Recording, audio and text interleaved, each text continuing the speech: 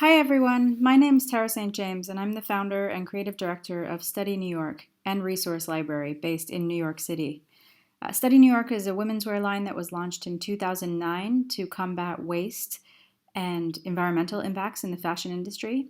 I launched it as a zero waste collection in September of 2009, and about 5 years after that, joined the Brooklyn Fashion and Design Accelerator as a sustainability mentor to launch a materials library to help designers in New York City find more responsible and ethical materials.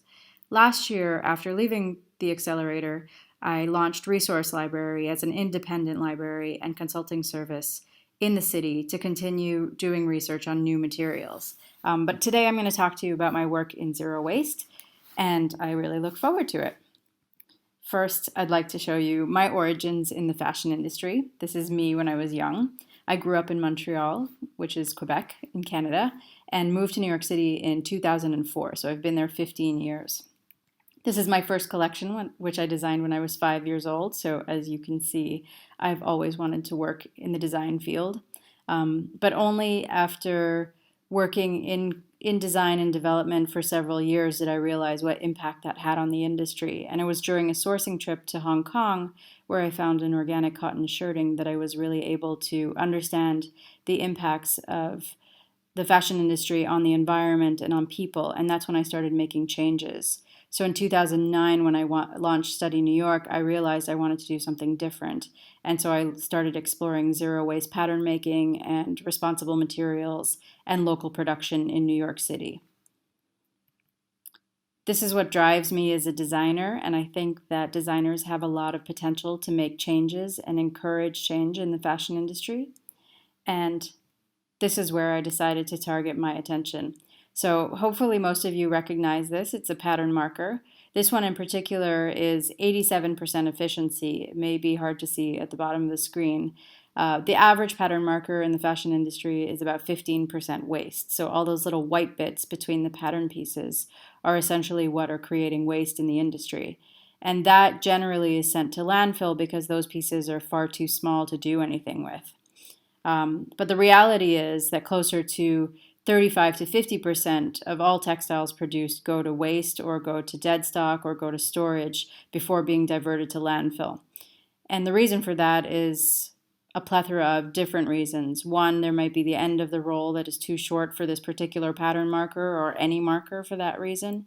Another reason might be that there was a damage with the fabric, or that the color was wrong, or the print was incorrect, or the brand went out of business.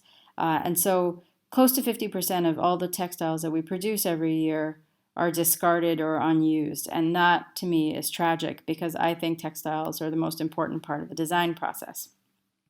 So when I launched Study in 2009, my first collection was called the Square Project. And I decided to make it entirely zero waste and use dead stock and upcycled materials, as well as sustainable materials, which were organic cotton, linen, hemp. This is one of the first pieces that I designed, and in addition to it being zero waste, it's also convertible. And I think that also helps to convert waste in the industry because it allows us to look at making one product rather than two or three. So the buttons here can be unbuttoned and rebuttoned in different parts of the jacket or dress to make a short or long version. And this is the pattern that I developed for that specific style. As you can see, my pattern making for zero waste tends to be very square and rectangular based. I call it zero waste pattern making in a lazy way. And I don't think there's anything wrong with that. I think it's actually a creative way to approach zero waste pattern making, but it's certainly not what we know of as zero waste pattern making by some of the masters in the industry, such as Holly McQuillan and Timo Rissanen, who are two people that I very highly respect and literally wrote the book on zero waste patterns. Here's one of Holly's patterns, or actually three of Holly's patterns. And this is one of Timo's. So on the left you see the sweatshirt and on the right you see the pattern. These are from a book called Zero Waste Patterns, which was written by Holly and Timo and is really inspiring to me.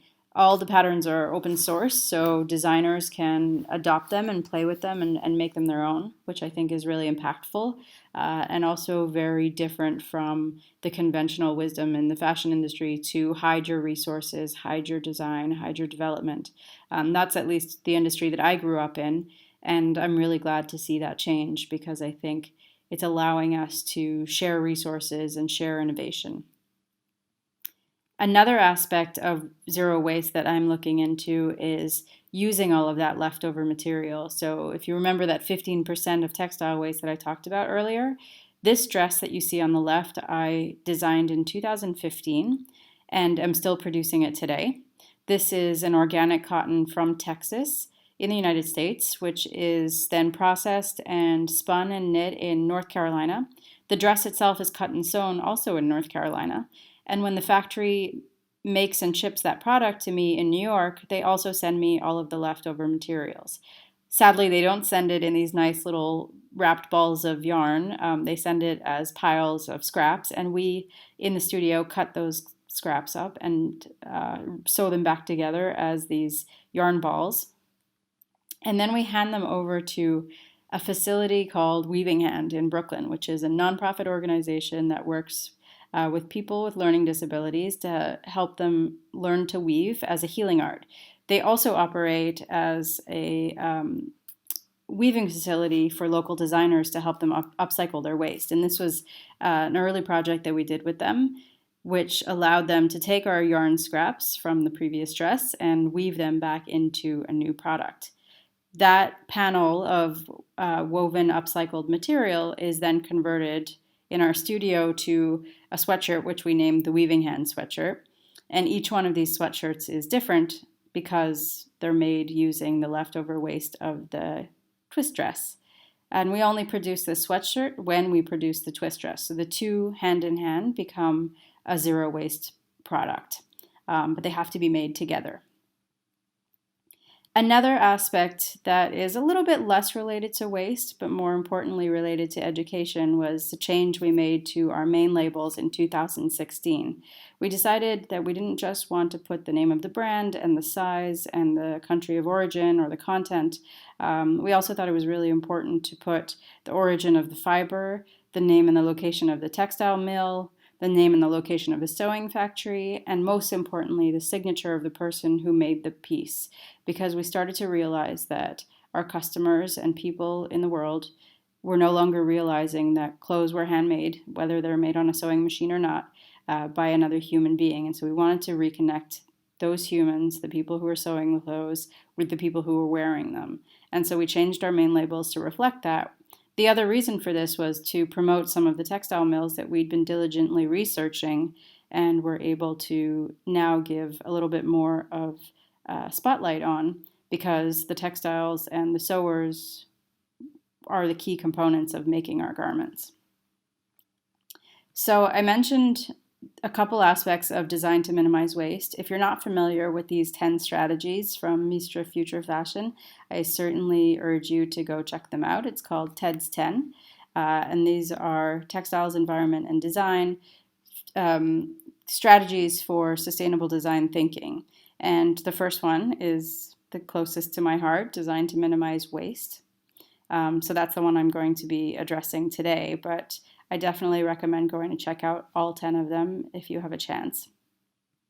So design to minimize waste is the strategy to minimize waste that is created in the textile industry, but that includes both pre and post-consumer waste. So thinking about your garment from the starting point of designing it all the way through to its end of life after the consumer no longer wants to wear it. Some examples of this are long life textiles, recycle and reuse of materials, designing multifunctional products, like I spoke about earlier, zero waste cutting, also which we spoke about, design for short and long life applications, and dematerializing.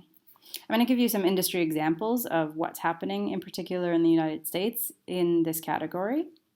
The first one is Eileen Fisher's Waste No More project, and that was launched almost 10 years ago, where they started collecting back their clothes from their own customers that were no longer being worn. And so they applied 3 different strategies of thinking to this project. The first was to launder the clothing that was still perfectly wearable and resell it as secondhand, which they are currently doing. The second was to repair and over-dye some clothing that maybe had minor issues like little cuts or missing buttons or zippers or some stains, which they were easily able to mitigate by over-dyeing. And then third was to cut up the garments and make new product out of them by using the raw material. They're also doing this by chopping up some of the garments and sending that fabric scraps to their textile mills to recycle into new materials. Another example, which is actually an example of design for circularity as well, is 4 Days t-shirts. This is a t-shirt and sweatshirt company based in California that is a subscription model. And what this is allowing customers to do is basically lease their t-shirts for as long as they want, and then when they're done with them, they send them back to 4 Days, and 4 Days will recycle them and swap it out for a new t-shirt for that customer, and then recycle the original t-shirt into new materials for new products. So it's circular design thinking from the start of this company. So you remember when I told you about this pattern marker. So what can be done with those tiny little scraps, especially when there's an efficiency marker of 87 to 90%, which is rare in the industry, but we do see it. One solution to this problem is a textile solution called the New Denim Project.